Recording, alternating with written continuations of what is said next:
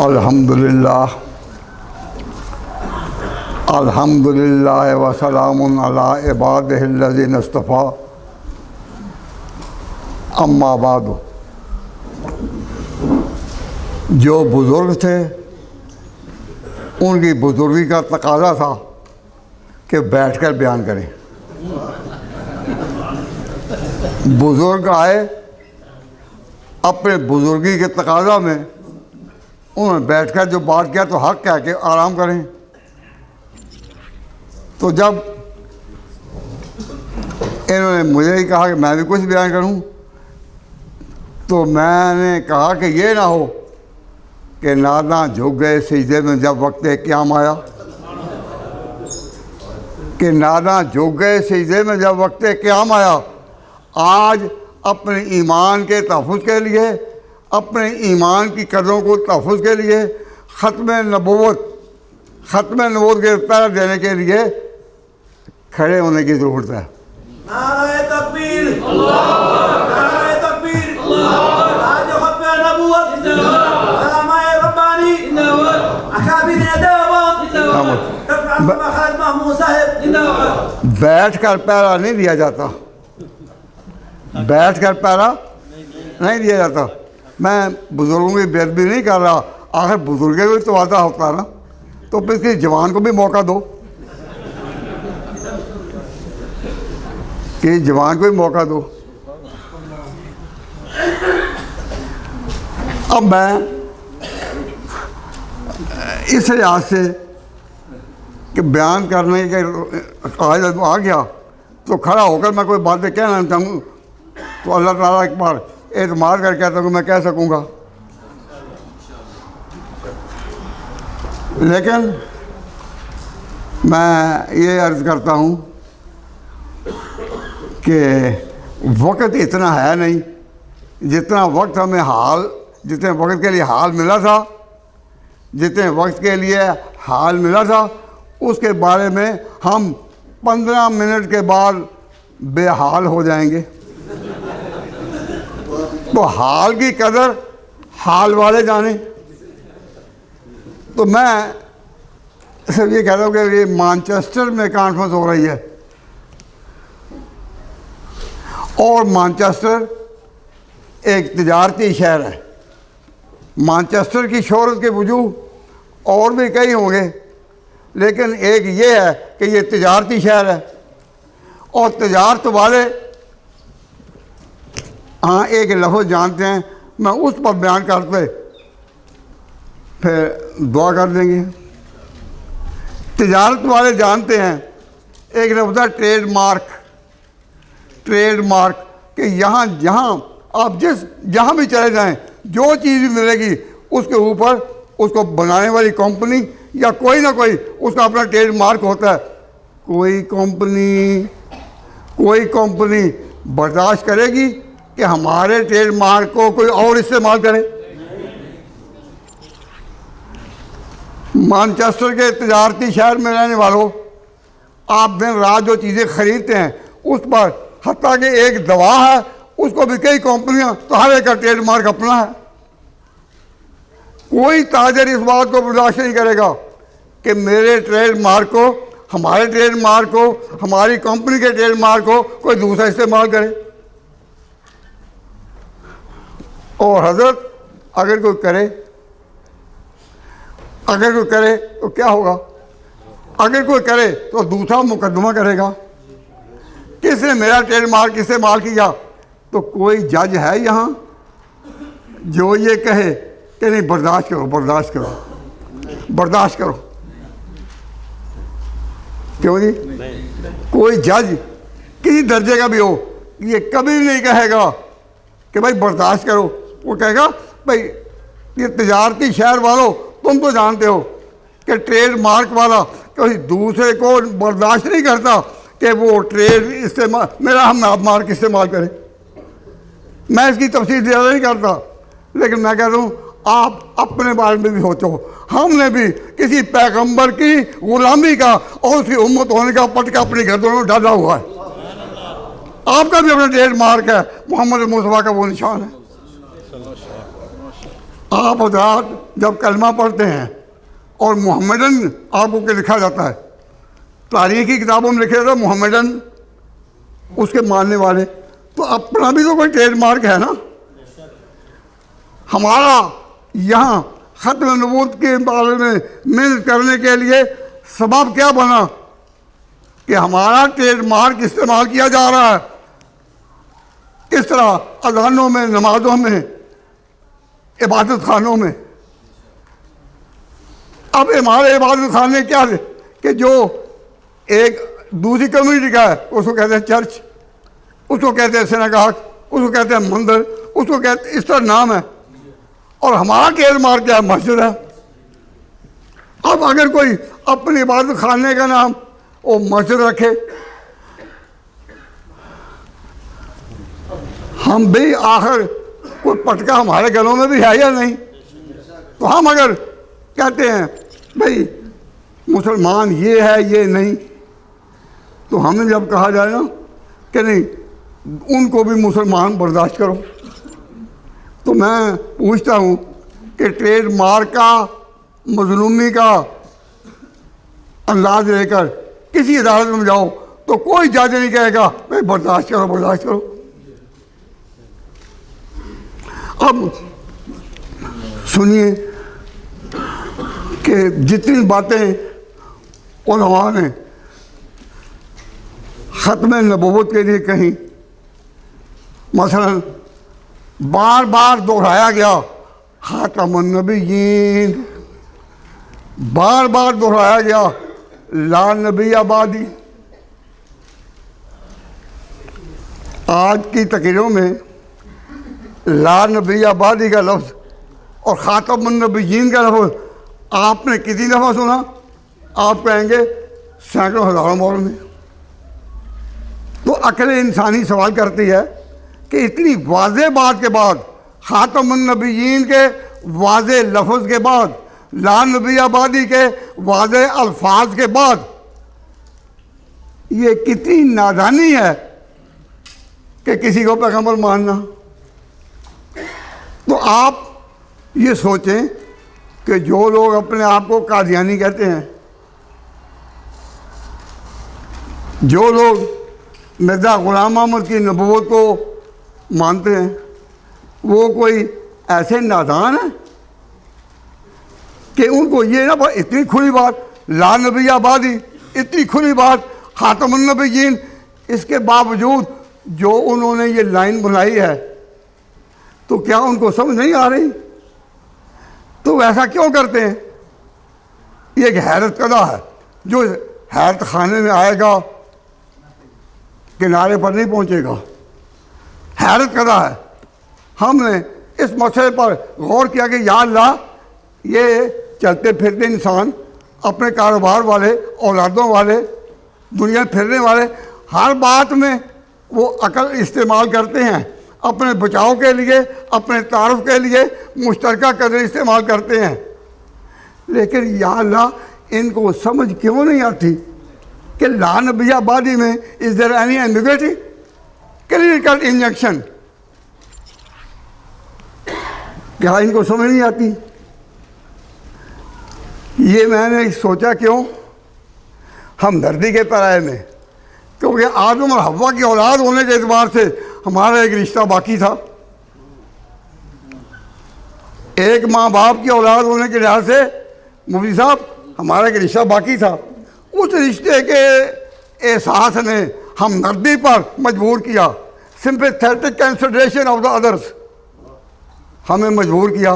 तो मैंने कहा या अल्लाह, मुझे समझ नहीं आ रही, ये या तो दिमाग इनका कहीं भी काम ना करे, लेकिन अगर ज़िंदगी के सारे हैवानों में, ज़िंदगी के सब दायरों में ये अकल इस्तेमाल करते हैं, इल्म पढ़ते हैं, यूनिवर्सिटियों में भी पढ़ते हैं, डिग्रियाँ भी लेते हैं, अब इनको क्यों समझ नहीं आ रही कि ला नबी आबादी का लफ्ज़ जो है वो बड़ा वाज़ेह क्लियर कट इंजेक्शन है इनकी हमदर्दी के एहसास में कि किसी तरह हमें मालूम हो जाए। तो मेरा ज़िंदगी का भी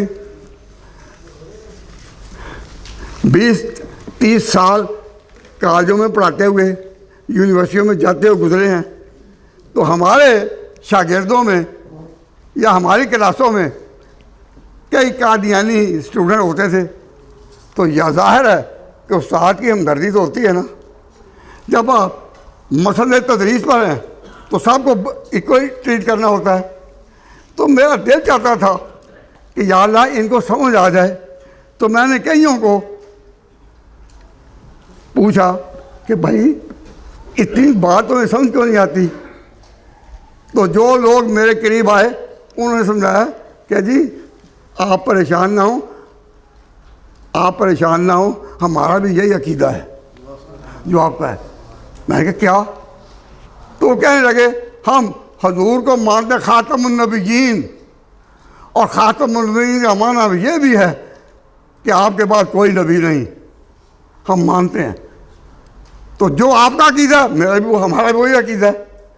और मैंने कहा कि तुम कोई आज तो नहीं पढ़ने आए, तुम क्लास में बैठते हो, मैं तुम्हें इतने सालों से जानता हूँ, अजीब बात कर रहे हो कि हमारा भी यही। उन्होंने कहा जी नहीं,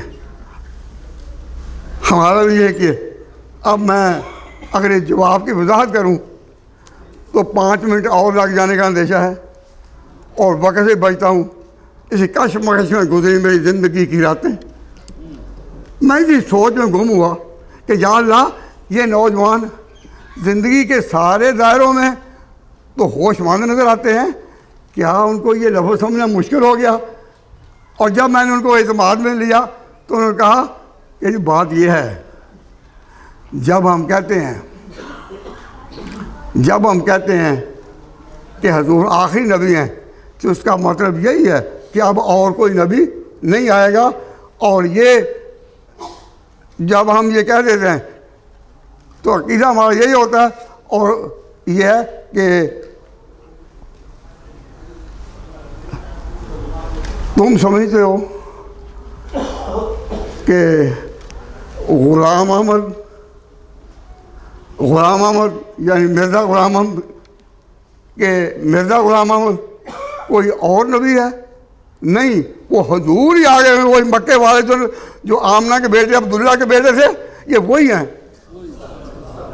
तो हमारे ट्रेड मार्क पर कब्जा कर लिया। हमारा ट्रेड मार्क था कि मोहम्मद कौन है? जो अब्दुल्ला का बेटा है, आमना का बेटा है, अब्दुल मुतलिब का पोता है। वो कहते हैं वो यही है। तो बात अब खत्म नबूवत का ये नहीं कि आपके पास नबी कोई नहीं आएगा, बात यह हमारे ट्रेड मार्क पर कब्जा किया जा रहा है।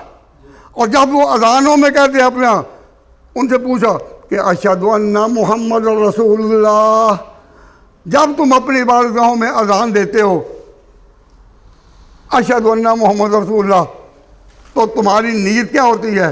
कि हमारी नीयत यही होती है कि मोहम्मद से मुराद वही है जो अब कादियान में आया है। तो मुझे लफ्ज़ वही है और है भी ये वही। मैंने कहा भाई ये तो मुझे समझ नहीं आ रही कि वही कैसे।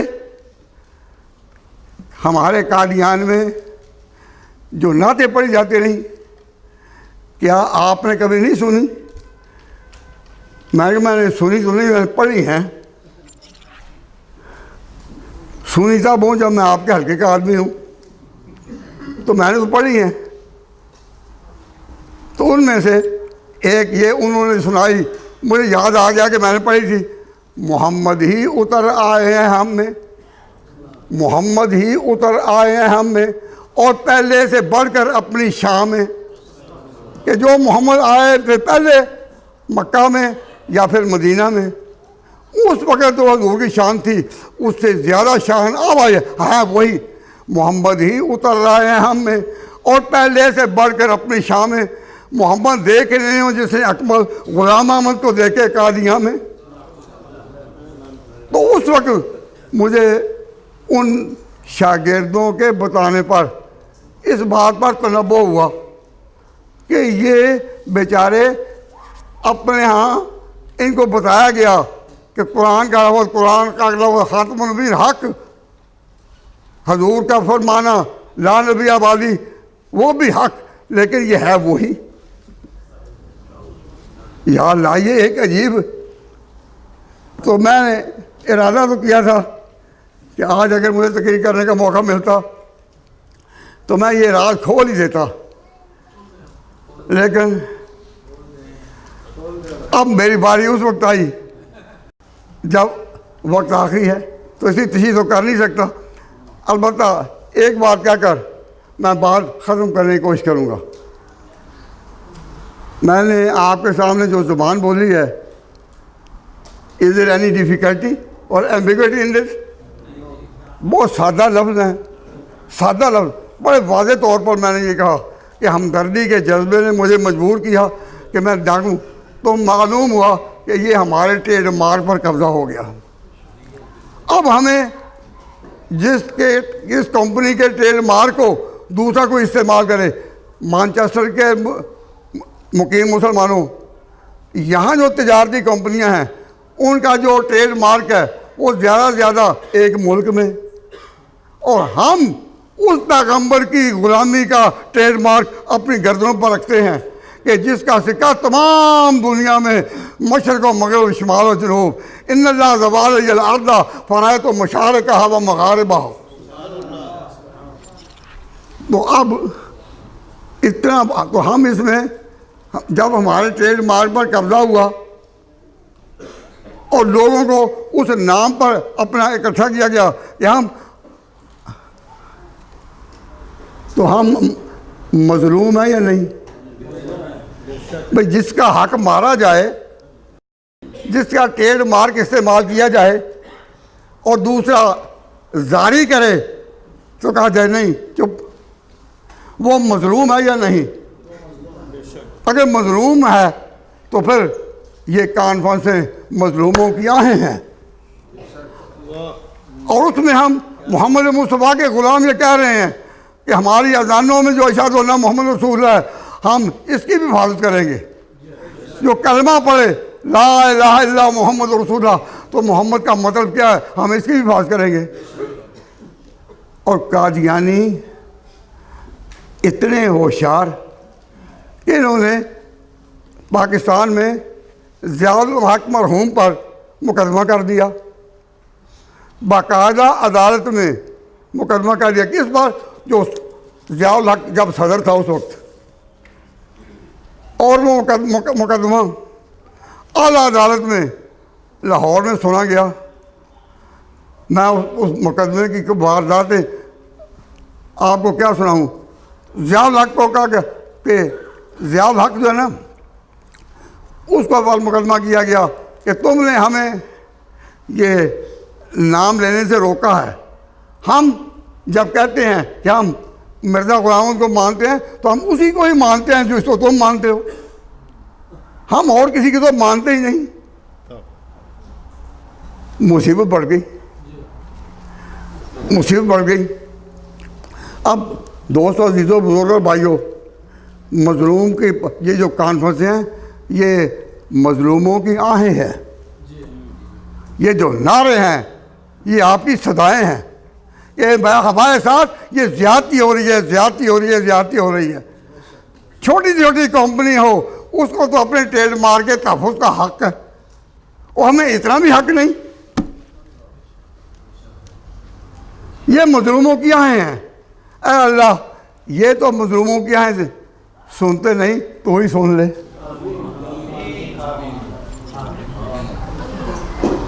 तो ही सुन ले। इस पर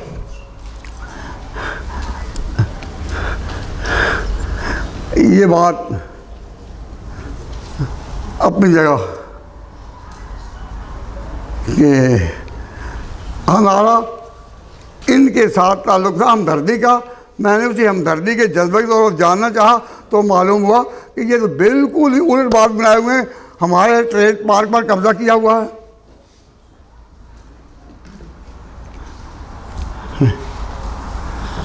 बस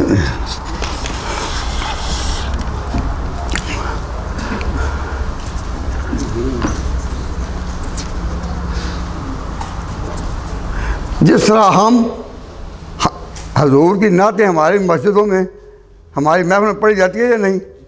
तो कादियानी अपने यहाँ जब पढ़ते हैं तो उनकी नातें बाकायदा इनके यहाँ छपी हुई हैं।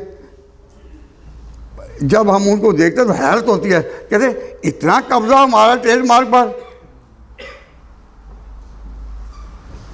ये कादियाँ हैं खुदा की बस्ती, ये कादियाँ हैं खुदा की बस्ती, ये तख्तगाह रसूल हक है। इन्ना लिल्लाहि व इन्ना इलैहि। ये कादियाँ हैं खुदा की बस्ती, ये तख्तगाह रसूल हक है। खुदा कादर का है ये वादा, खुदा कादर का है ये वादा, ये बल्दा दारुल अमान रहेगा। ये खुदा ताला ने हमारे साथ वादा कर रखा है, जिस तरह अल्लाह ताला का ये वादा था कि मैं वल्लाहु यासिमुका मिनन नास। ये कादियाँ हैं खुदा की बस्ती, ये तख्तगाह रसूल हक है। खुदा कादर का है ये वादा, ये बल्दा दारुल अमान रहेगा। तो अल्लाह का ये वादा था कि ये बल्दा, तो ये बल्दा से मुराद क्या है? कादियान। तो जब किसी ने कहा खुदा कादिर का है ये वादा, ये बल्दा दारुल अमान रहेगा, तो जब बर्रे सगीर पाक व हिंद की तक़सीम हुई और इंडिया और पाकिस्तान आपस में तक़सीम हुए, तो उसमें कादियान उधर रह गया, कादियान तो उधर रह गया ना। अब हम लोग तो चूँकि हजूर की उम्मत थे, उस अरब पैगम्बर की उम्मत थे, हमें तो इसलिए इंडिया के उस हिस्से से निकाला गया कि अब तुम्हारा पाकिस्तान बन के जाओ। लेकिन जो कादियान के रहने वाले थे वो किसकी उम्मत थे? जो कादियानियों को जो कादियान के, वो तो कादियानी की उम्र थे ना। तो जब ये कूच किया और सिख आ गए कादियान का मुहासरा करके, तो जिसने ये कहा था खुदा कादर का है ये वादा, ये बल्दा दारुल अमान रहेगा, तो खुदा का वो वादा कहाँ गया जिस वादे पर कब्जा सिखों ने कर लिया? अगर किसी और कौम ने कब्जा किया होता और तकाबुल किया होता तो वो तो बात समझ में आती है, लेकिन गिरे तो फिर किन से गिरे? सिखों से 12 बजे गिरे गए। तो उस सिखों का एक काफिला मशरकी पाकिस्तान से नहीं,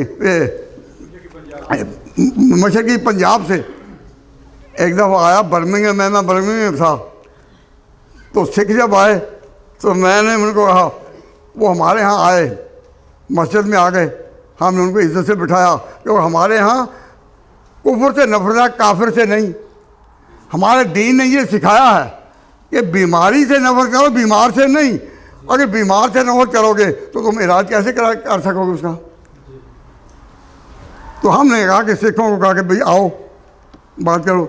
मैं क्या आओ सीखो, कुछ सिखाओ तो कोई सीखो। वो कौमें जो सबक लें माजी से वो तो आगे बढ़ते ही हैं, कोई सिखाओ तो कोई सीखो।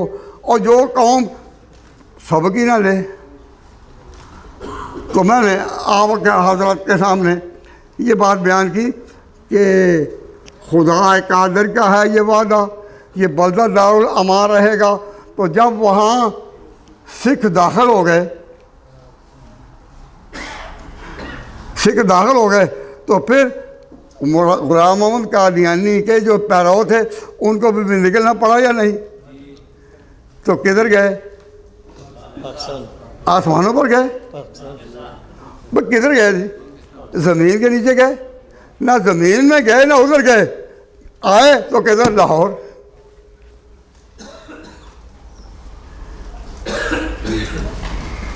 भाई लाहौर तो आए वो जो मोहम्मद अरबी की उम्र के थे, तो ये भी उधर ही। और जब लाहौर में मिर्ज़ा मामूद तो जोधा माल की बिल्डिंग, जोधा माल एक हिंदू था, जोधा माल, वो जब निकला लाहौर से तो उसे तो आना था अमृतसर, फिरोजपुर, जहाँ से इंडिया की हदें शुरू होती थी। लेकिन जोधा माल की बिल्डिंग जो थी ना वो थी खाली। अजीम साहब वो जो बिल्डिंग खाली थी, अब जब खाली थी तो तो उन दिनों अलॉटमेंटों का सिलसिला था, तो वो अलॉटमेंट आ गई मिर्ज़ा महमूद के हक़ में। वहाँ जब ये जा बैठे तो उस वक़्त हमारे कौमी शायर मौलाना ज़फ़र अली ख़ान ज़िंदा थे, अभी वो ज़िंदा थे। देखा कि जोधा महल की बिल्डिंग में कौन बैठा है, जिसका नारा था खुदा कादिर का है ये वादा, ये बल्दा दारुल अमान रहेगा। तो उसने फिर पूछा कि जनाब मुसलमानों को तुम कहते थे ज़ुर्रियतुल बगाया, तो आप इनके साथ क्यों आ गए? तो मुझे शेर याद आया, इस पर मैं बात खत्म कर रहा हूँ। ज़ुर्रियतुल बकाया, ज़ुर्रियतुल बगाया, जिन कल तक का नाम जिनका, कल तक यानी पाकिस्तान बनने से पहले, ज़ुर्रियतुल बगाया कल तक था नाम जिनका, आज उनकी चापलूसी क्यों हो गई ज़रूरी? ज़ुर्रियतुल बगाया कल तक था नाम जिनका, आज उनकी चापलूसी क्यों हो गई ज़रूरी? मक्के को छोड़ आया क्यों कादियां का नूरी? कि तुम इसको कहते मक्का। बहरहाल ये दिल के फफोले जाल उठे सीने के दाग से एक आग है भरी हुई। मैं अब क्या करूँ, ना आज बात ख़त्म कर सकता हूँ और ना बात ख़त्म होती है, लेकिन ये है कि हमारा जज्बा अब भी अपील का कि समझो समझो समझो समझो समझो समझो। जिसको मैंने पहले ये कहा कि उन सिखों को कहा कि सिखो आओ, कोई सिखाओ तो कोई सीखो। इन कलमात पर मैं आपसे दरख्वास्त करता हूँ कि दुआ करें कि जो मैं तकीर नहीं ना कर सका तो मुझे अल्लाह ताला हिम्मत दे तो 20वीं सालाना कॉन्फ्रेंस में मैं उसको पूरा कर सकूं। इरादा करना बंदे काम है, मांगना बंदे काम है, और सुनता वो है जो सुनने को नापसंद नहीं करता, सुनने को नापसंद नहीं करता। अल्लाह ताला सुन ले। रब्बना तक़ब्बल मिन्ना इन्नका अंतस समीउल अलीम व तुब अलैना इन्नका अंतत तव्वाबुर रहीम।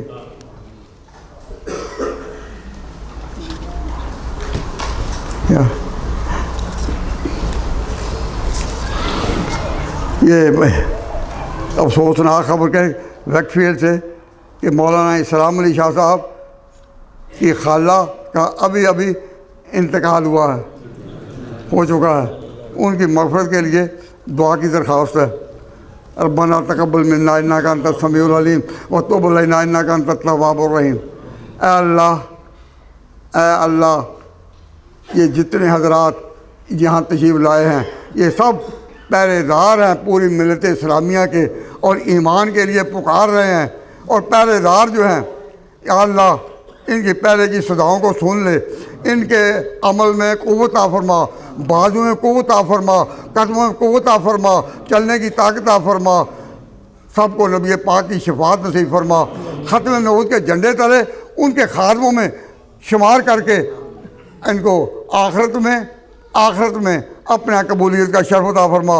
और जिन मरहूमीन के लिए दुआ मग़फ़िरत की दरख्वास्त की गई है, या अल्लाह उन सब को इसमें शामिल फरमा। और आप हज़रात के भी जो अज़ीज़ व अक़ारिब यहाँ या अपने मुल्कों में वफ़ात पा चुके, या अल्लाह उन सब को इस सवाब में शरीक फरमा। इस उम्मत का तहफ़्फ़ुज़ फरमा, इस उम्मत का तहफ़्फ़ुज़ फरमा, इनके ट्रेड मार्ग को महफूज फरमा। व सल्लल्लाहु ताला अला खैर खल्क़ि मुहम्मदिन व आलिहि व अस्हाबिहि व अज़वाजिहि व ज़ुर्रिय्यतिहि व बनातिहि व अशीरतिहि अजमाइन बिरहमतिका या अरहमर राहिमीन।